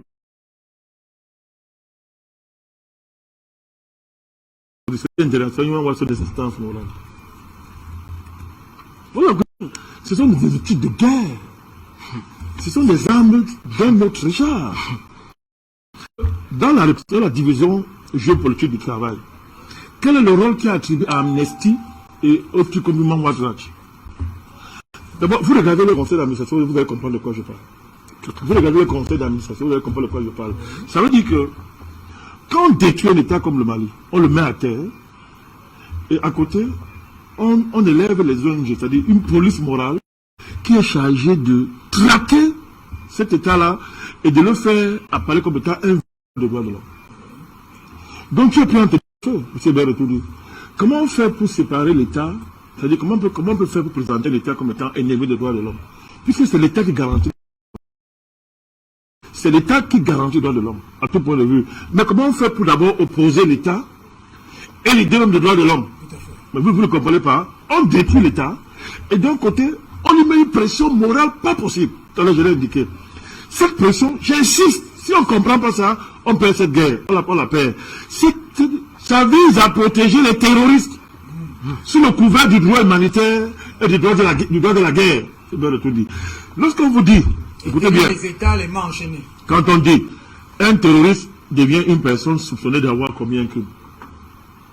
Écoutez bien. C'est-à-dire, un terroriste n'est plus un terroriste. Il est une personne soupçonnée d'avoir commis un crime. Et du coup, quand un État est en guerre contre les terroristes, c'est toi l'État qui pense que tu es en guerre contre les terroristes. Mais en face, on estime que tu es en guerre à des personnes normales qui ont des droits et qu'il faut protéger. Jusqu'à ce que toi tu démontres que tu as affaire à un terroriste. Or tu ne démontreras jamais. Parce qu'en ayant instance, ce sont eux qui décident à la fin qui est terroriste et qui ne l'est pas. Vous voyez que c'est un étau extraordinaire, c'est un étau géopolitique, c'est une ténèbre géopolitique, on vous étrangle géopolitiquement. Donc, ça a des conséquences extraordinaires. Et quand je dis qu'il faut que les États mettent ses lèvres à un certain niveau, nous devons relire radicalement les conventions internationales. C'est-à-dire que l'Afrique ne peut pas échapper à ça. C'est-à-dire que signer des conventions internationales sans savoir ce que ça voulait dire. On nous a amenés à les signer parce qu'on dit que signer, vous aurez ça à des guichets. Et les gens ont signé. Mais on a pris les monnaies, on a mis sur nous-mêmes. L'Afrique doit rejeter le droit humanitaire tel qu'il est, le droit de guerre. C'est comme ça, il faut les relire. C'est urgent. Parce que regardez, vraiment la France s'amuse avec les pays africains. Pourquoi? La France a une expertise dans la lecture des conventions internationales. C'est eux qui ont écrit ces conventions-là. Donc, à partir de là, elle ne se casse même pas. L'État malien est en train de lutter, de faire la guerre au terrorisme. Les Français prennent seulement les conventions internationales, mobilisent leurs ONG qu'ils ont créées. Et qu'est-ce qu'il y a? On vient dans un champ, on dit que non, Monsieur, vous avez tué les civils. Vous avez tué les civils. Il y a même, vous avez même tué les personnes soupçonnées d'avoir commis un crime. Elles sont seulement soupçonnées. Vous les avez tuées et vous avez causé le déplacement de 320 000 personnes. Vous voyez comment on transforme radicalement non seulement le cadre d'analyse de la situation, mais le cadre même qui permet d'aller vers le jugement des actions posées par les différents acteurs. Ce qui est le déplacement de 320 000 personnes, c'est archi faux, puisque cela s'est passé sous Barkhane. Mais le jeu s'en fout. Le jeu s'en fout de ça. Il suffit que le rapport soit publié, fasse l'objet d'un débat public. C'est tout. Il faut que les médias s'emparent du rapport. Vous désigne même de criminels de guerre. C'est tout. On ne va pas savoir si c'est... Mais ils sont habitués. Ils m'ont fait quel rapport vrai. Ils sont un rapport. Allez lire le rapport. Mais si les gens peuvent faire de tels rapports, ça veut dire que ils se sentent tout permis. Je vous dis que c'est peut-être que ceux qui choisissent leurs témoins. Et ils disent qu'ils parlent sur l'anonymat. Et en même temps, ils disent que ça dit que vraiment, le témoin a dit que. Oui. Et comme le témoin a dit ça, nous disons que le témoin c'est que de vrai. Vous voyez comment les rapports sont écrits. C'est bien retourné. Le rapport s'écrit comme ça. Quand on ne manipule pas les images satellitaires, mais c'est ce qu'ils font. Et depuis, c'est ça qui tient le rapport. C'est-à-dire, des comportements, c'est-à-dire unilatéraux pour rester poli, c'est-à-dire où une ONG juge partie de son rapport. Mais c'est cela qui s'est dit. Parce que s'il faut chercher les états d'élaboration d'un rapport, on mettra la méthodologie d'abord sur la table. On met ça d'abord. La procédure d'élaboration du rapport, on met ça sur la table. Mais du coup, ils pourront me faire des rapports comme ça.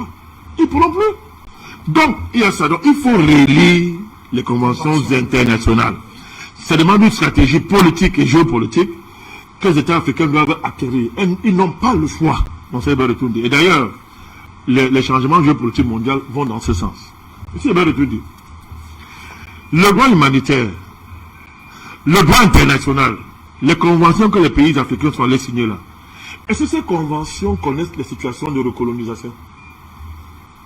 Vous répondez? Moi, je soulève des questions fondamentales. C'est-à-dire que vous allez signer des conventions. Ces conventions-là ne reconnaissent pas qu'on peut vous recoloniser, qu'on peut faire des coups d'État chez vous, qu'on peut vous créer des guerres préventives, qu'on peut financer la sécession d'une partie de votre territoire. Les conventions ne reconnaissent pas ça. Dès que vous entrez en guerre pour empêcher ça, vous vous retrouvez dans une situation où les séparatistes, par exemple, sont placés sur un même corps militaire. Alors qu'ils ne rendent pas compte. Ils ne rendent pas compte. Les militaires, l'État, les agents militaires de l'État ont des matricules, sont des fonctionnaires. Ils ont un matricule, on peut les repérer. Ils ont un chef qui répond par rapport à leurs actes. Mais les séparatistes qui répondent à leurs actes. Vous voyez ce qui se passe?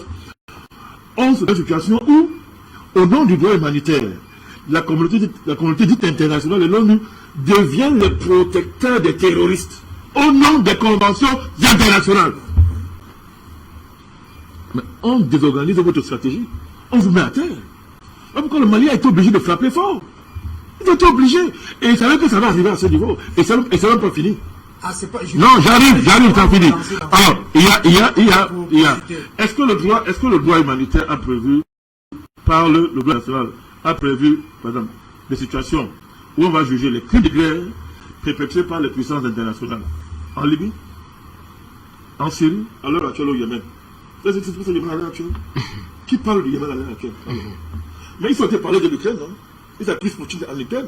Mais qui parle du Yémen? Vous connaissez à quel niveau nombre de morts au Yémen? Vous connaissez l'état des droits de l'homme au Yémen? Et si pourquoi là-bas au Yémen, on ne parle pas de convention internationale? Pourquoi là-bas il n'y a pas de droit humanitaire? Parce que qui agit là-bas, c'est l'Occident. L'Occident, comme ils ont fait en Libye. Donc, de pareilles failles géopolitiques et géojuridiques, cette inadéquation du droit humanitaire, des conventions internationales, en rapport avec les situations historiques et géopolitiques de l'Afrique, ouvre la porte à toutes sortes de manipulations, qui prennent même la forme d'une égalité internationale. Il faut donc, nécessairement frapper dur comme le Mali. Il faut frapper dur, mais il faut rejeter cette convention internationale. Il faut les réécrire. Que international à propos de notions comme la guerre préventive. C'est-à-dire quand l'Amérique dit que c'est une guerre préventive, le droit international dit quoi? C'est bon du tout.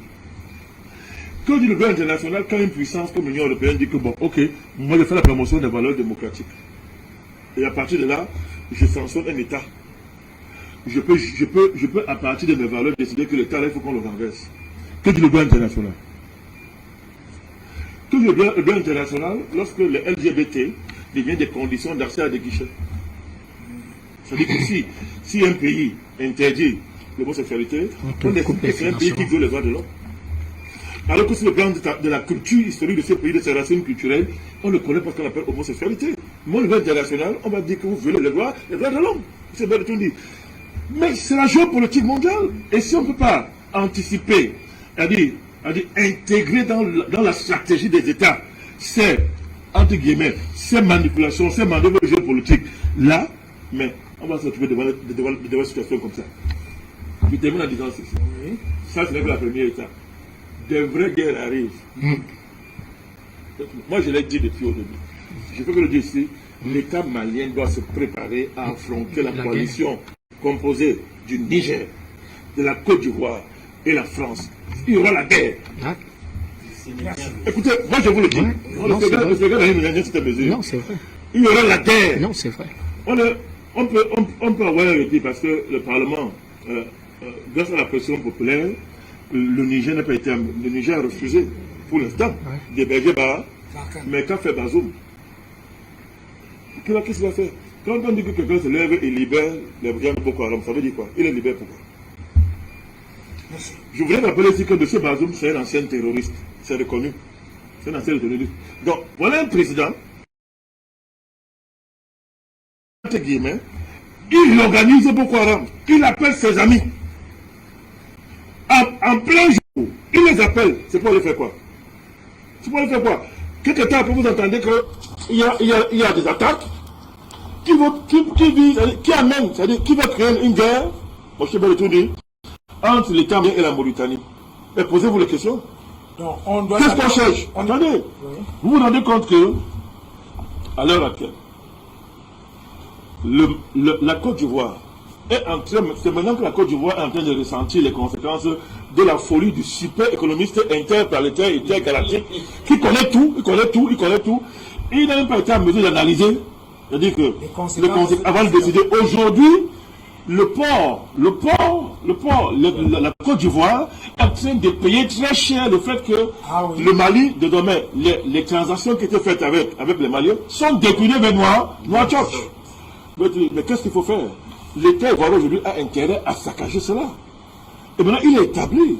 Il y a les terroristes, un grand économiste là-bas. Oui, celui qui a coupé les hautes fonctions internationales. Donc vous vous rendez compte, actuellement, donc, il est établi aujourd'hui que tous ces groupes-là sont protégés, armés par la coalition formée par l'État ivoirien, l'État nigérien et la France, justement, pour faire d'une pierre plusieurs coups, casser, n'est-ce pas, l'axe Nouakchott, Bamako. D'abord pour les raisons économiques, parce qu'il faut sauver le port d'Abidjan qui est en train de s'écrouler. Et pendant ce temps, vous voyez M. Macky Sall aussi en train de dire qu'il va ouvrir ses frontières. Il ne tient plus, lui, il est clair, hein. Il est clairement qu'il va ouvrir les frontières. Il ne tient plus, parce que le Sénégal perd sérieusement de l'argent. Les sanctions sont en train d'affecter sérieusement l'économie du Sénégal. Donc, la France, qu'est-ce que la France veut faire? Elle se organise à des terroristes, n'est-ce pas? Et quand la même alliée monte en puissance, les ONG apparaissent, les rapports apparaissent, et France amplifie. Merci. Donc, la bonne décision a été de frapper ces médias, mais il ne faudrait pas s'arrêter là. Merci. Et il faut se préparer à la guerre. Je vous dis, elle sera inévitable, mais dans cette guerre, le Mali a toutes les chances de l'emporter. Merci. Alors, on va aller au standard tout à l'heure. Question de redonner la parole à Maître Javier Momo. La guerre qui se prépare, elle commence donc médiatiquement, mais on peut se dire que le Mali a déjà pris un pas d'avance dans cette affaire. Vous savez, gouverner, c'est prévoir. Les autorités maliennes, en suspendant RFI et France 24, ont vu le danger venir, justement, parce que ce sont des médias qui, avec leur force communicationnelle mensongère, sont en mesure de retourner le peuple contre ceux-là même qui ont la prérogative principale de les protéger et de les libérer, d'acquérir et de reconquérir la souveraineté du Mali. Monsieur Hubert Etundi, lorsque vous regardez RFI et France 24, des médias barbouzes ne peuvent avoir pour promoteur que des barbouzes. Mais n'oubliez pas que France 24, je pense, c'est bien Vincent Bolloré. Il fait partie. C'est Bolloré qui, avec Lagardère, est en train d'arracher tous les médias français au moment où nous parlons. Alors, lorsqu'un barbouze économique entre dans la sphère communicationnelle, médiatique, mais c'est pas pour faire du cadeau. Et cela est d'autant plus important pour la France que, sur le plan politique, elle est en train de battre de l'aile. S'il faut user les médias pour détruire la conscience des peuples, pour détruire la psychologie des peuples, pour détruire toutes les menées qui tendent à porter la souveraineté à un pays comme le Mali, eux, ils n'hésitent pas, monsieur Bertrand. Ils ne sont pas comme nous. Ils ne sont pas sentimentaux. Je vous ai dit la dernière fois que vous avez affaire aux gens qui ont fait 100 ans de guerre. C'est-à-dire qu'ils ont réussi à guerroyer pendant 5 ans sans pouvoir s'entendre. Mais vous pensez que s'ils l'ont fait entre eux, mais ce n'est pas en Afrique qu'ils doivent avoir du sentiment. Mais ce n'est pas en Afrique qu'ils doivent utiliser du papier hygiénique. Non.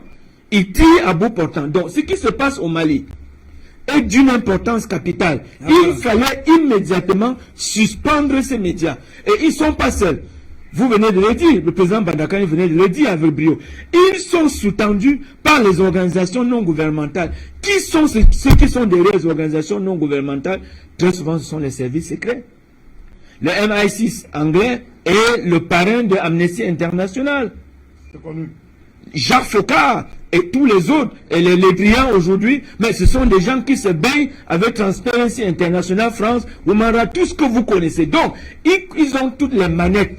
Ils connaissent toutes les manettes communicationnelles pour nuire à un État qui est en train de reconquérir sa souveraineté. Monsieur Etundi, vous parlez du droit international. J'ai coutume de le dire, le droit international, c'est l'instrument des pauvres. Ce sont les pauvres qui croient au droit international. Lorsqu'il faut fouler ces histoires au pied, lorsqu'on doit marcher sur les canons communicationnels pour atteindre l'objectif géopolitique, mais on s'en fout du droit international. N'oubliez pas que la Cour pénale internationale, la fameuse CPI, mais qui la crée? C'est la Croix-Rouge internationale qui pousse l'Organisation des Nations Unies, qui pousse juste à mettre en place le statut de Rome de 17 juillet 1998 qui est entré en vigueur en juillet 2002. Donc vous voyez comment nous avons affaire à une organisation criminelle qui se passe pour des saints des saints. Monsieur Etundi, c'est vous qui êtes des journalistes normaux. Vous avez encore le souci pour la vérité. Vous avez le souci pour la chose touchée du doigt. Mais eux, ce sont des visées géopolitiques. Si on dit, nous avons besoin de l'uranium malien, il faut utiliser toutes les méthodes pour avoir l'uranium malien. Entre les mains de qui? De quelques personnes que ce soit, ils vont tout faire pour arracher. Mais ce que RFI et France 24 disent comme fausse information au niveau du Mali, mais c'est déjà préparer l'opinion publique à ce qui arrive. Le président Barakani a parlé d'une guerre future. Mais oui, on prépare l'opinion. Et on prépare l'opinion en détruisant l'instrument sur lequel cette opinion compte, c'est-à-dire l'armée. N'oubliez pas, la révolution malienne, elle a été civile, elle n'a pas été militaire. Les militaires sont arrivés pour asseoir la volonté des civils maliens. Donc, si France 24 et RFI, aujourd'hui, sont des porte-étendards du gros mensonge contre les forces armées maliennes, il faut présager ce qui est en train de se préparer. Mais en République centrafricaine, les mêmes médias, RFI et France 24, mais ils ont protégé les militaires français qui ont violé les enfants centrafricains. Et le parquet de Paris, pour vous dire que les instruments qui accompagnent la géopolitique, la domination française, le parquet de Paris a déclaré un non-lieu, alors que les rapports onusiens, ils sont en Centrafrique sous le couvert de l'ONU. Les rapports onusiens étaient en train d'accabler les militaires français pour avoir violé. Vous comprenez à un moment donné comment le monde fonctionne. Donc, au niveau du Mali, et là je me répète, les autorités maliennes, monsieur Etundi, ont vu juste, ils ont frappé juste. Ça ne doit pas être une suspension, ça doit être un bannissement. C'est-à-dire, eux, Ils doivent maintenant puiser l'information de ce que les Maliens disent et voient, pensent, projettent de leur propre pays. Merci à vous. On va aller regarder de l'autre côté du standard. Il y a là Nathan de ce côté, je crois, d'autres personnes au standard. Est-ce que nous avons déjà des appelants pour ce soir?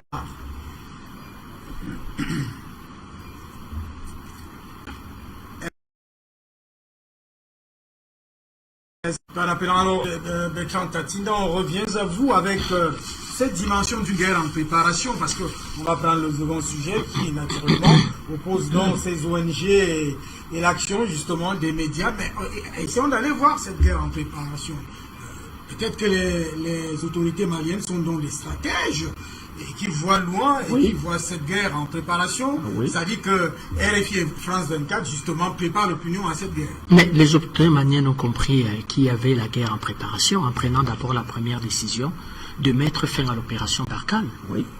Parce que le président Goïta va se rendre compte que nous avons 8 ans de collaboration militaire avec ces gens. À un moment donné, il faut s'asseoir et faire un audit.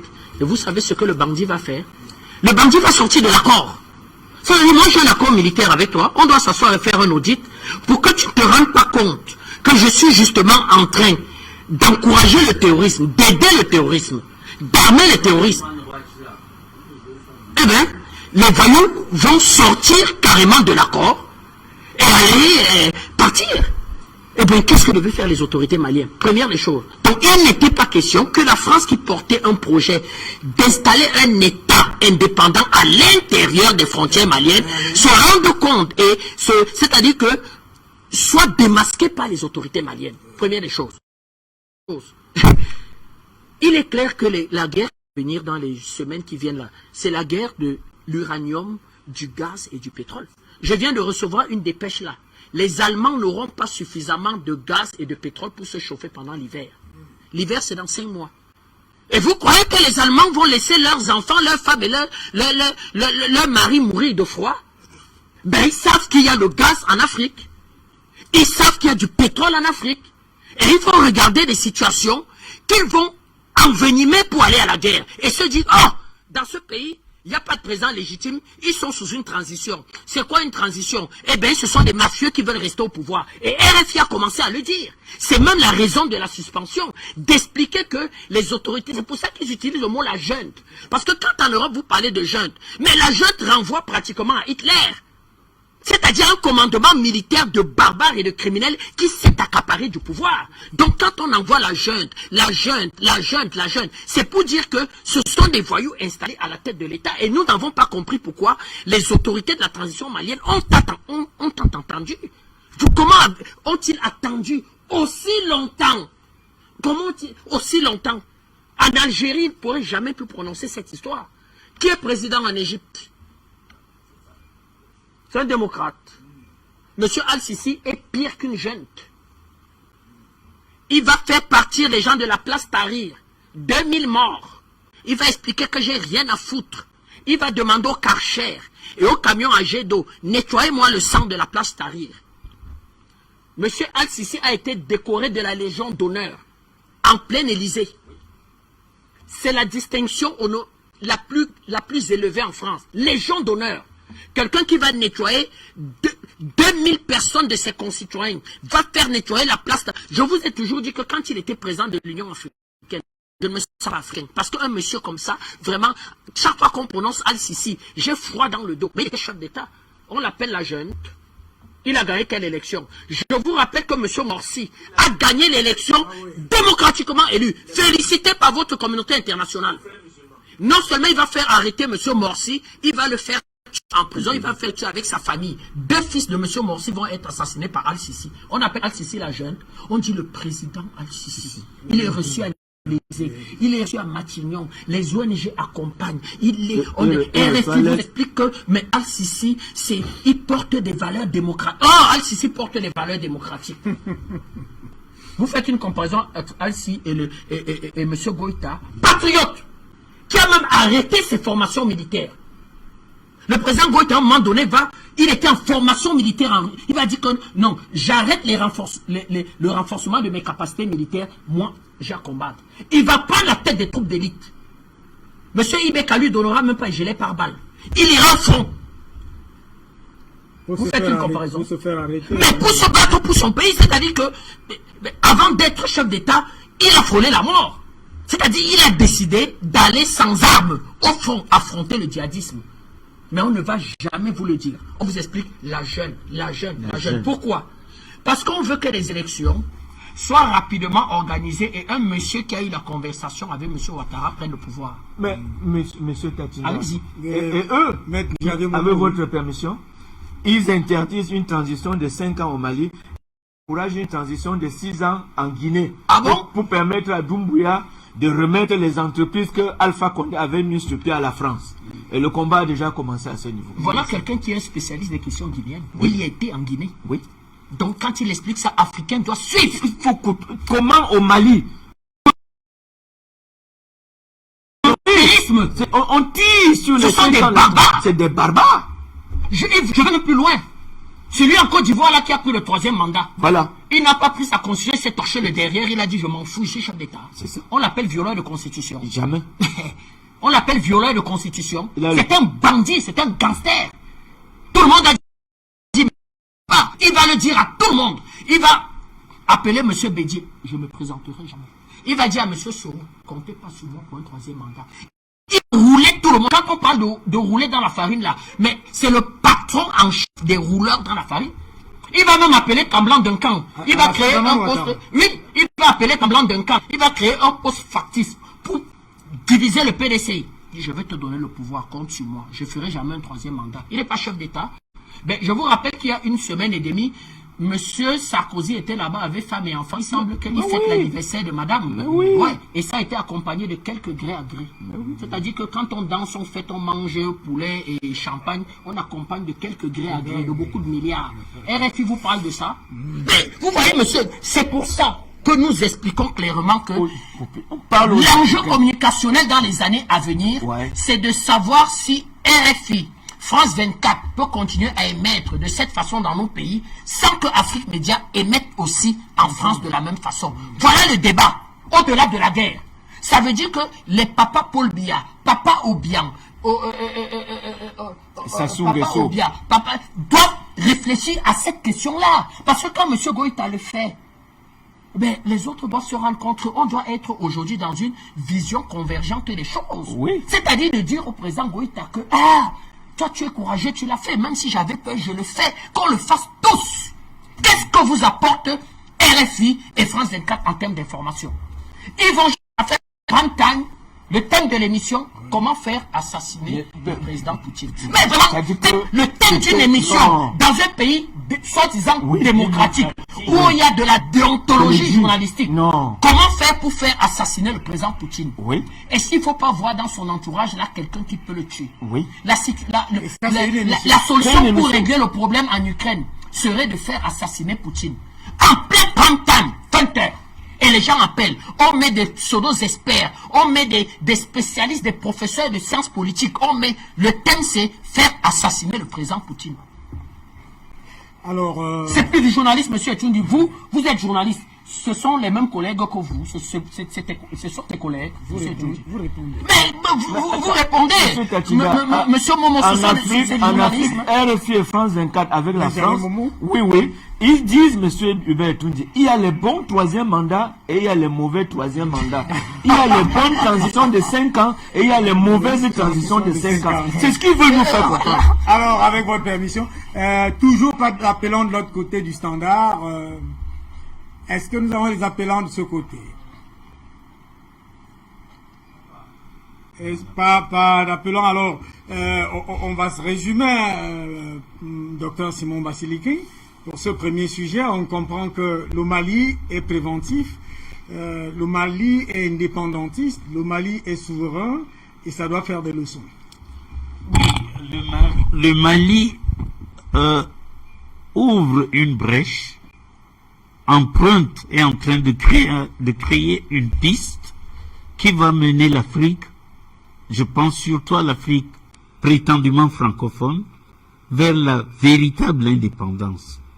Parce que, Hubert Etoundi, si vous regardez les conventions, les accords secrets que les chefs d'État africains ont signés en 1959, c'est-à-dire la veille des indépendances, vous vous dites, soit c'était des fous, soit ils ne savaient pas lire. Parce que vous ne pouvez pas prétendre devenir indépendant sans organiser le développement économique. Parce que c'est le développement économique qui apporte le bien-être matériel. Sinon, vous avez une population de familles que l'on manipule avec France 24 et RFI. Parce que c'est un penseur américain qui a fait ce qu'on appelle la pyramide de Maslow. Maintenez des gens dans la misère et jamais ils ne pourront pas travailler avec efficience avec leur matière grise. Alors, RFI et France 24, c'est de la manipulation. C'est vraiment, et cette manipulation est tellement grossière que je me demande comment des dirigeants d'un pays qui se prétend moderne, qui se prétend une des grandes puissances de la planète, notre question. Comment un pays comme ça peut travailler de cette façon-là? C'est-à-dire qu'il y a une politique la nuit, assassinat systématique de tous les nationalistes africains. Hubert Itundi. C'est clair. En 1948, quand Gandhi déclenche le mouvement indépendantiste, ça ne s'arrête pas en Inde. Le mouvement vient jusqu'en Afrique. Et les Kwame Nkrumah et les Jomo Kenyatta et les autres sont tous arrêtés par la Grande-Bretagne. Parce que la Grande-Bretagne avait déclaré que Dieu a créé l'Inde et les autres colonies pour la gloire de la couronne britannique. Eh bien, comme on voulait remettre ça en question, tous ceux qui étaient opposants sont allés en prison.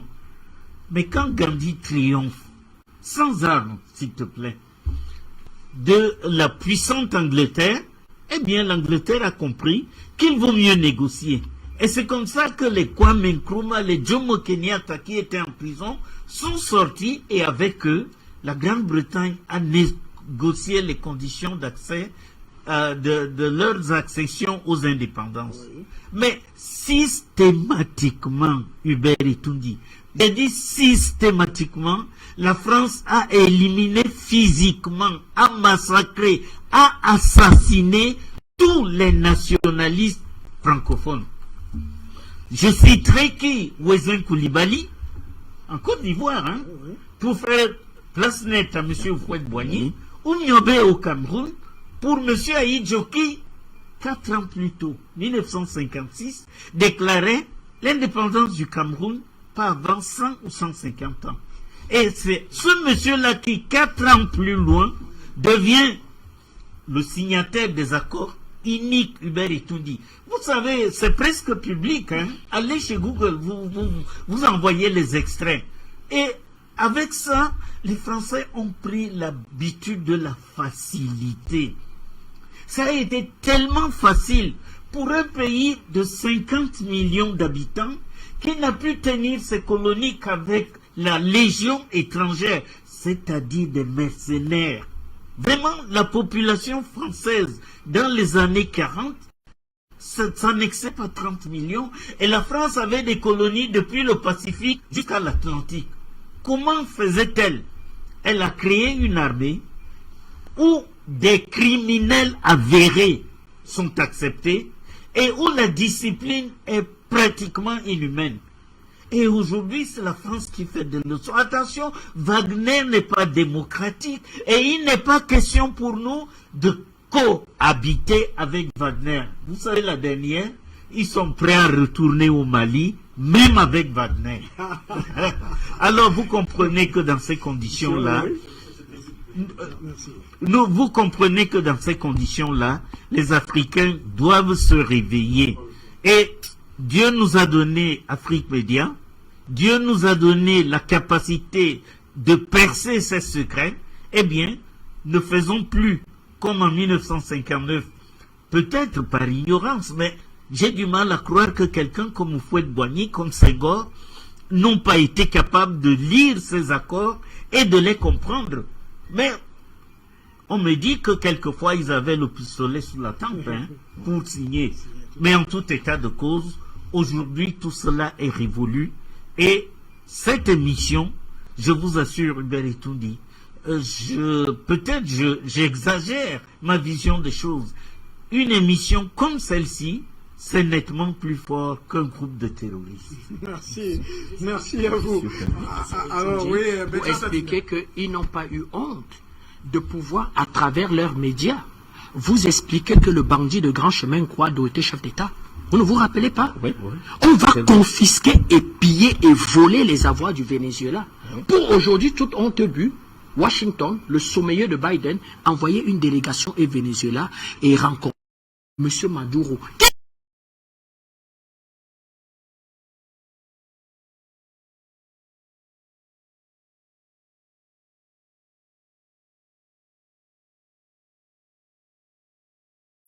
Le président de la République. Ils iront pareil en Algérie et même en Iran. C'est Washington aujourd'hui qui fait pression sur l'Iran et dit signe vite l'accord sur le nucléaire. Washington fait pression. Les Iraniens rejoignent le commerce international avec leurs réserves pétrolières et gazières. C'est Washington qui fait pression sur la Russie parce que la Russie stoppe sur l'accord et dit accords bilatéraux commerciaux avec en fait les Iraniens, il ne faudrait pas que ça impacte sur les sanctions. Donc c'est Washington aujourd'hui qui soutient des mollahs iraniens juste pour le pétrole et le gaz. Donc vraiment, vous allez encore croire qu'ils... Demain, ils vous diront encore que Ouattara est chef d'État. Vous y croirez, M. Etoundi? C'est tout. Donc, voilà en fait ces médias qui sont dans une communication stratégique et cette communication stratégique est commandée par le Pentagone. L'Europe aujourd'hui n'existe plus. La crise ukrainienne vient de montrer qu'ils étaient pire que le petit caniche. Washington tire l'Europe comme vous tirez un petit chien. Ils sont là, ils n'ont rien, ils n'ont pas de défense, ils n'ont pas de diplomatie, ils n'ont rien. Ils en sont obligés à attendre que M. Biden se prononce. Oh, qui est M. Biden? Il est sérieux?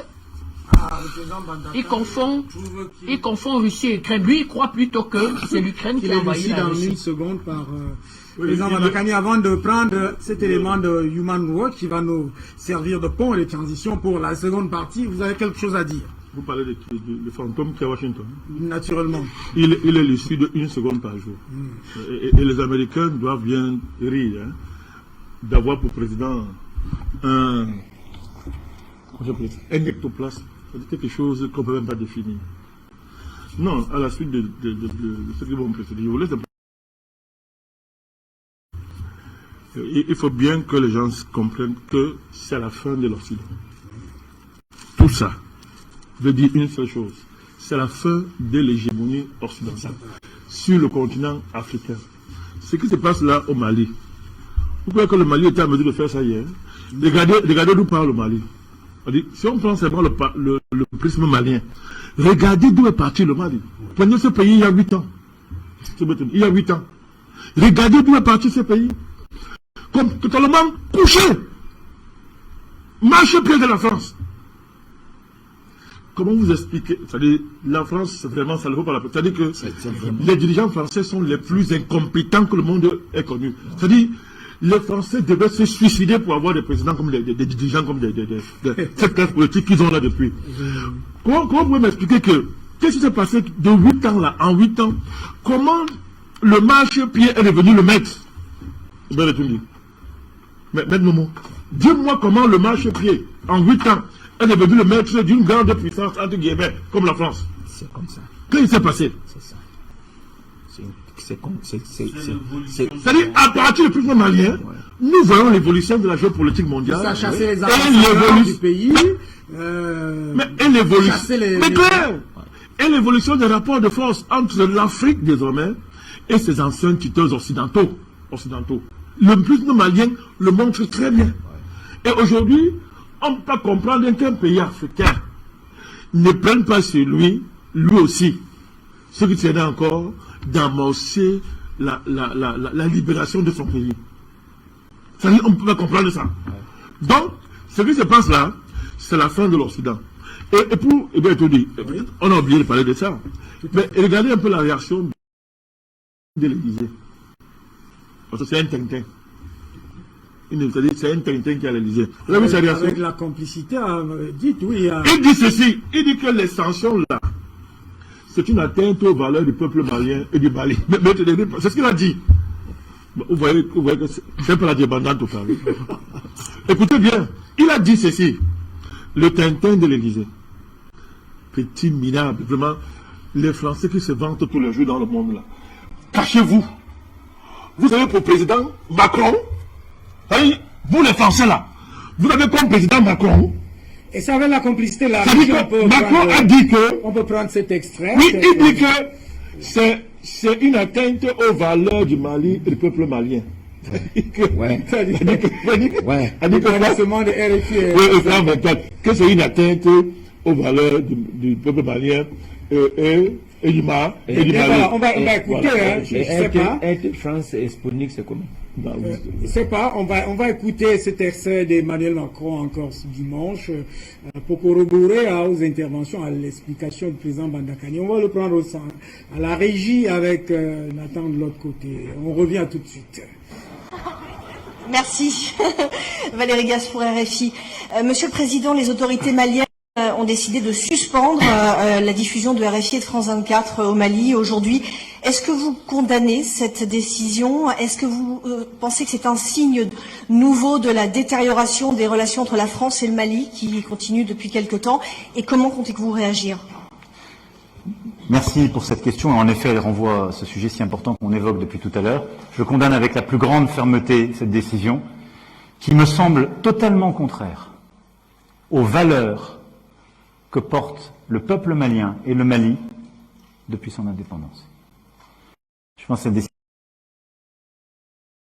elle est prise par une transition qui, je le rappelle, est le fruit de 2 coups d'État et elle est le signe d'une course en avant vers le pire. Comme vous le savez, je l'ai dénoncé dès le printemps 2021, de manière très claire, en appelant la CEDEAO à réagir avec beaucoup plus de fermeté.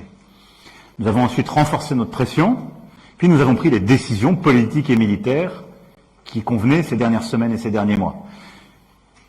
Je souhaite ardemment que les Maliennes et les Maliens puissent avoir des autorités démocratiquement élues qu'ils méritent, et j'en appelle à la CEDEAO, l'organisation régionale, et à l'Union africaine pour prendre les décisions qui conviennent et que la France appuiera, comme nous l'avons fait à chaque fois qu'ils ont pris leurs responsabilités, pour que, à la fois, les violences, et on le voit bien, la fermeture, le déni de l'information et du droit des journalistes à librement informer, puissent cesser.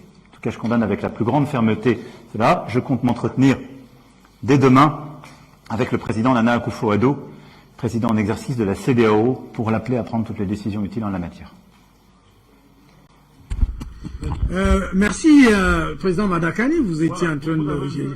C'est pour ça que je n'ai pas voulu que nous passions sur ce sujet sans être modérateur, M. Bertondi.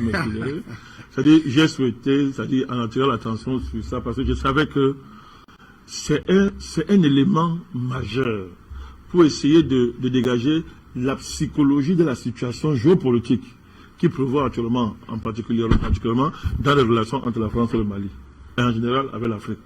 Quand vous écoutez un pareil monsieur, c'est 2 choses.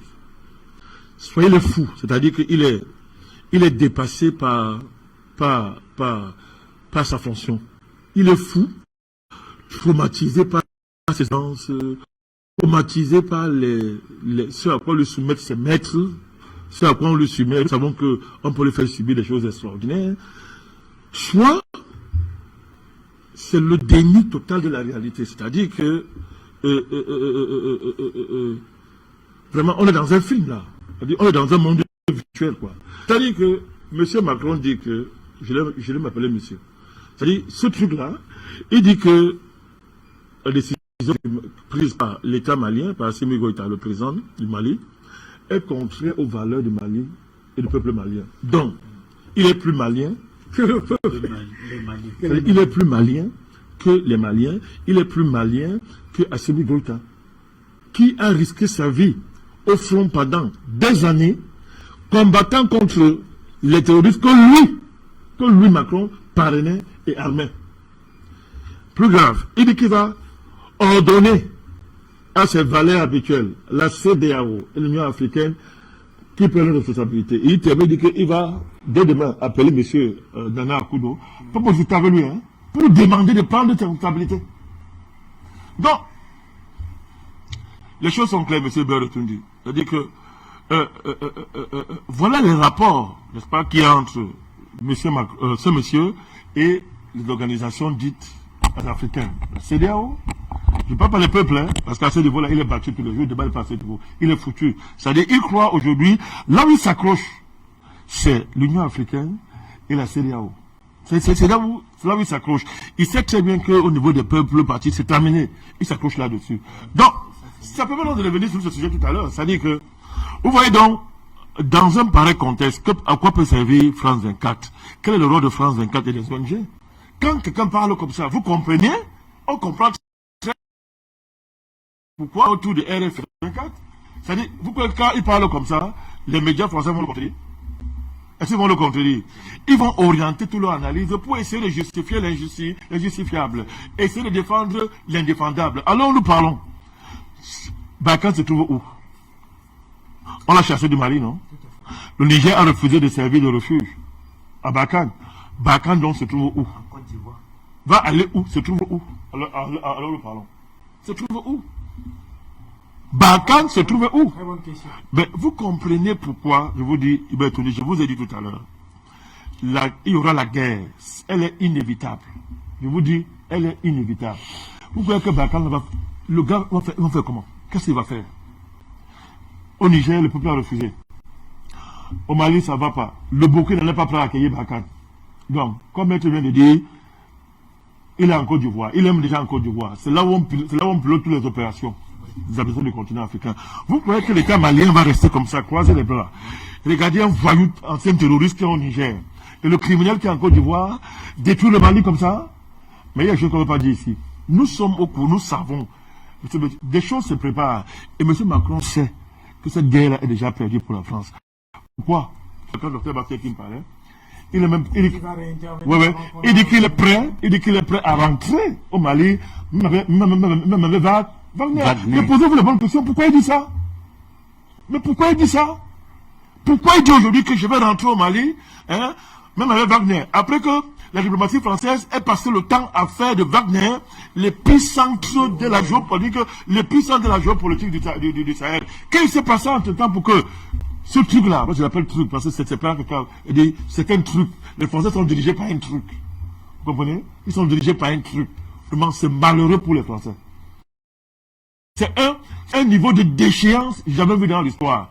Qu'un peuple qui s'est tant vanté d'être le pays des droits de l'homme, la partie des Lumières, est pour président. Un truc comme ça, vraiment, pitié pour les Français. Mais c'est leur problème à eux, hein. Moi, ça ne me regarde pas. Alors, donc, oui, je suis en train de chuter. Qu'est-ce qui s'est passé pour que M. Macron dise ce qu'il a dit, pour que la France dise aujourd'hui que nous sommes prêts à rester au Mali, y compris avec Wagner? Ça veut dire quoi? Mais c'est pas quand même une phrase à passer comme ça. Mais c'est quand même grave, c'est très grave. On le disait ici il y a 2 mois que Wagner, c'est le diable en personne. Qu'il n'est pas possible que Barkhane reste au Mali tant qu'il y a Wagner. Que s'est-il passé donc? Qu'est-ce qui se passe entre temps pour qu'on dise qu'on veut rester au Mali, même y compris avec Wagner? Monsieur Hubert dit, la France est devenue un tigre en papier. Il faut le dire, je sais qu'on fait chez nous quand on a fini, quand un papier devient inutile. On prend l'allumette, on l'allume, on le brûle, après on le nettoie, on jette dans le WC. Merci à vous. Alors, en vous donnant la parole, Dr Simon Bassilikou, il y a quand même des journalistes africains, beaucoup, qui estiment que musulmans des médias, l'Union européenne et la France ont été rattrapés au Mali. Oui, c'est-à-dire que en réalité, Hubert, avant de répondre à ta question, vraiment je m'interroge. Comment l'extrait de Emmanuel Macron? Oui.